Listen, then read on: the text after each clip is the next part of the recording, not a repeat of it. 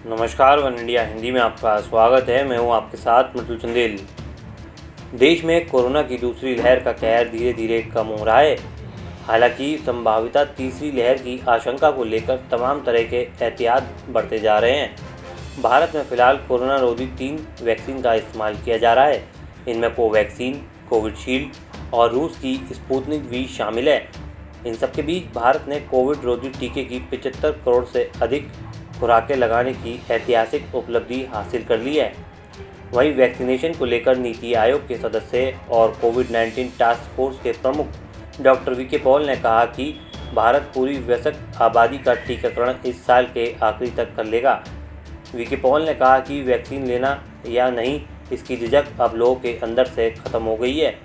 Doctor V के Paul ने यह भी बताया कि क्या कोरोना की तीसरी लहर से बचने के लिए वैक्सीन की बूस्टर डोज की ज़रूरत है।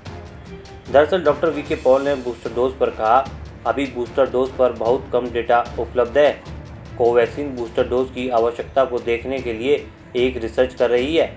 डॉक्टर वी के पॉल ने कहा, WHO ने भी फिलहाल बूस्टर डोज की ज़रूरत पर कुछ नहीं कहा है और अभी हमारा ध्यान सभी को टीका लगाने की ओर होना चाहिए। वहीं एम्स के निदेशक डॉक्टर रणदीप गुलेरिया ने इससे पहले कहा था कि कोविड-19 की तीसरी लहर से बचने के लिए बूस्टर डोज फ़ायदेमंद हो सकता है, लेकिन हमारे पास डेटा नहीं है, इसलिए अभी सही आकलन नहीं बताया जा सकता।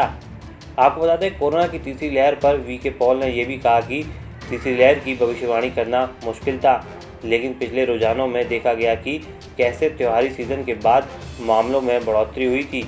डॉक्टर वी के पॉल ने कहा, पहले भी ये देखा गया था कि त्योहारों के मौसम में पार्टियों के बाद कोरोना के मामले बढ़े। ऐसा लगता है कि वायरस पार्टियों से प्यार करता है। हमें इसे रोकने के लिए फेस्टिवल सीजन में सतर्क रहना होगा। डॉक्टर वी के पॉल ने कहा, अलग अलग संस्था के जरिए किए गए गणितीय अनुमान में कहा गया है कि तीसरी लहर आएगी, लेकिन तीसरी लहर में डेल्टा वेरिएंट का कितना योगदान होगा या उसका कोई नया म्यूटेंट आएगा, ये कहा नहीं जा सकता। इस खबर में फिलहाल इतना ही। बने रहिए वन इंडिया हिंदी के साथ।